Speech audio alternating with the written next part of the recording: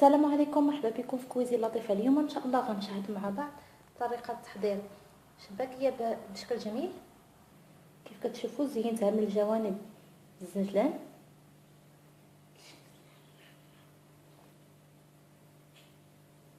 كتجي رطبه وهشه بزاف. غنحتاجو 500 غرام ديال الدقيق الابيض الفورص، كاس ديال الزنجلان مطحون اولا سمسم، كاس مخلط ما بين الزبده والزيت. هذه هنايا نصف كاس ديال الماء الزهر وكملت ليه بالماء العادي، معلقه صغيره ديال القرفه اولا الدارسين، ربع ملعقه من الخرقوم البلدي اولا الكركم، 3 الى 4 حبات من المسكه الحوره، القليل من الملح. غنحتاج شويه ديال الزعفران شعره ونصف ساشيه ديال خماره الحلوى او ما يعادل 4 غرام. غنجيب الاناء فاش غنعجنو وغنضيف الدقيق، الزنجلان اولا السمسم مطحون. غنضيف هاد العناصر كلها ما عدا الزعفران. بالنسبه للزعفران غنذوبو شويه ديال الماء اللي عندنا، وغنضيف عليه قطيرات من الخل، غنخليه يطلق جانبا. غنضيف نصف ساشيه ديال الخميره الحلويات. غنحاول نخدم هاد العناصر كلها مزيان مع بعض.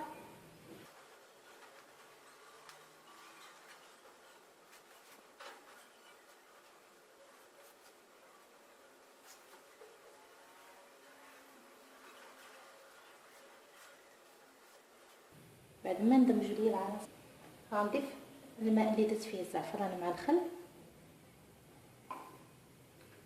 وغنضيف خليط ديال الزيت والزبده وغنعجنهم مزيان. غنبسبسهم بحال هكا حتى يندمجوا.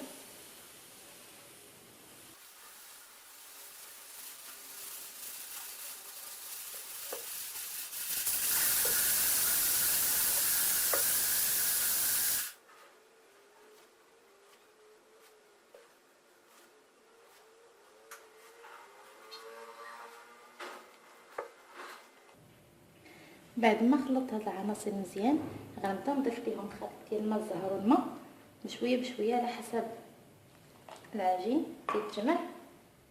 هاد العجينه خصها تكون قاصحه.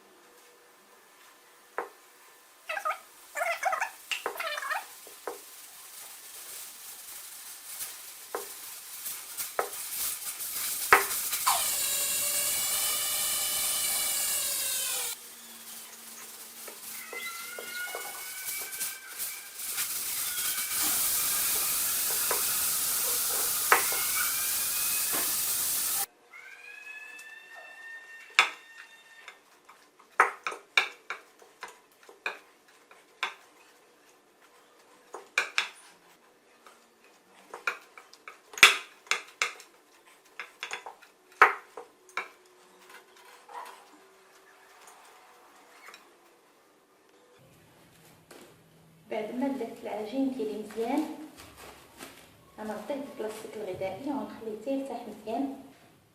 بعد ما ارتاحت ليا العجينه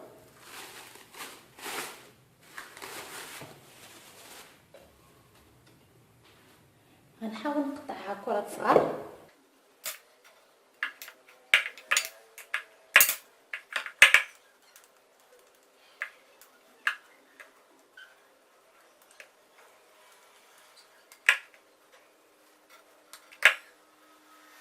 كيف كتشوفوا بسطت العجينه مزيان رقيقه حتى كيبان ليا سطح فاش بسطها.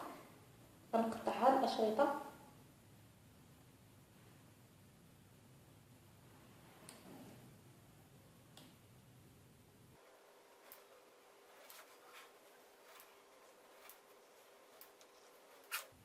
غنهزو كل شريط على الطريقه هذه. كنلفو على الصبع ديالي، كنلفو اللفه الاولى على الصبع السبابه، كنزيد هذا الصبع هذا ونلف اللفه الثانيه، نزيد هذا الصبع الثالث ونلف اللفه الاخيره بحال هكا بهذا الشكل ونحطها.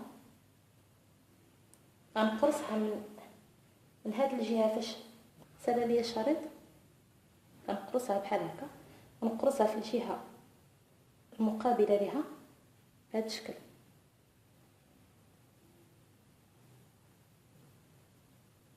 غنعاود معكم واحده اخرى.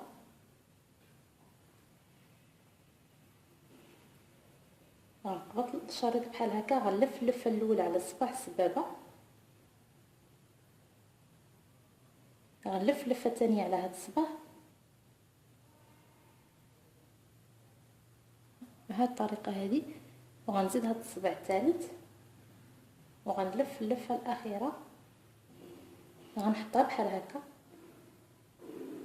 وغنجي لهنايا فاش كمل ليا الشريط غنقرصها باش ما تحلش ليا ملي تكون كتقلى. غنقرصها من هنايا ونقرصها من الجهه المقابله بحال هكا.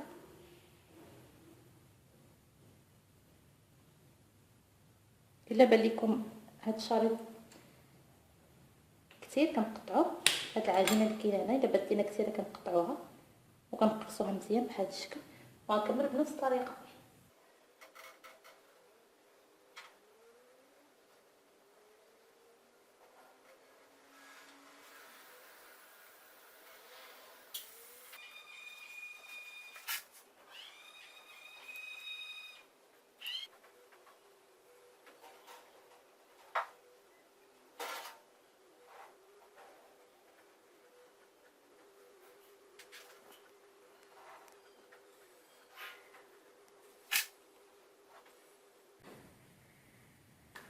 بعد ما ساليت حضرت حمام زيت ساخن، غنبدا نقلي فيه ان شاء الله.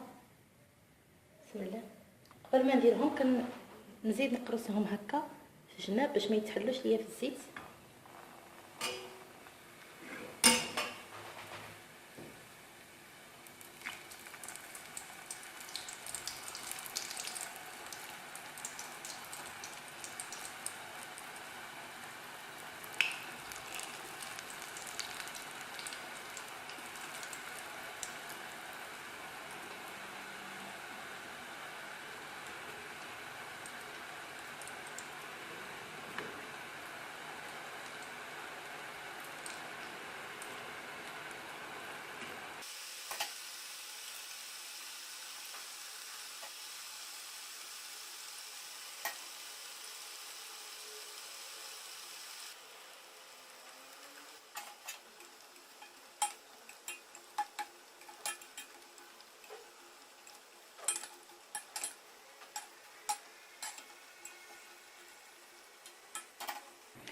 ملي تحمروا ليا الوحدات ديال الشباكيه غنهزهم، نحاول نقطروهم بحال هكا ومباشره غنلوحهم في العسل اللي ديجا حضرته معكم. غنخلي لكم رابط تحضيره في صندوق الوصف مع المقادير.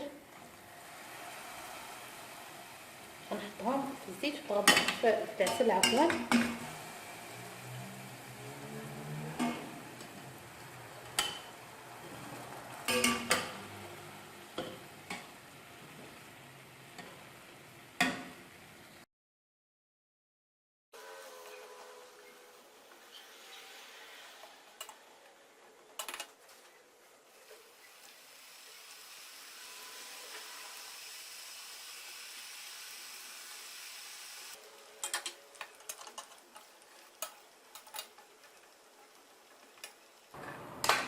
غنحيدو الشباكيه اللي خليناها في العسل، نحاول نخليوها اطول مده ممكنه. غنديرها في شي كسكس باش تقطر العسل.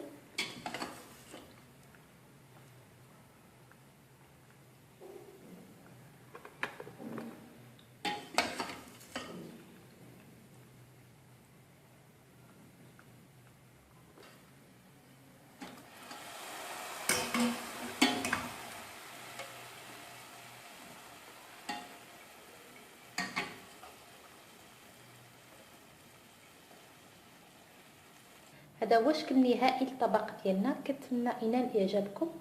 الا عجبتكم الحلقه كيف العاده ما تنساوش لايك وتابوناو في القناه وتبارطاجيو الفيديو مع صحابكم. في امان الله.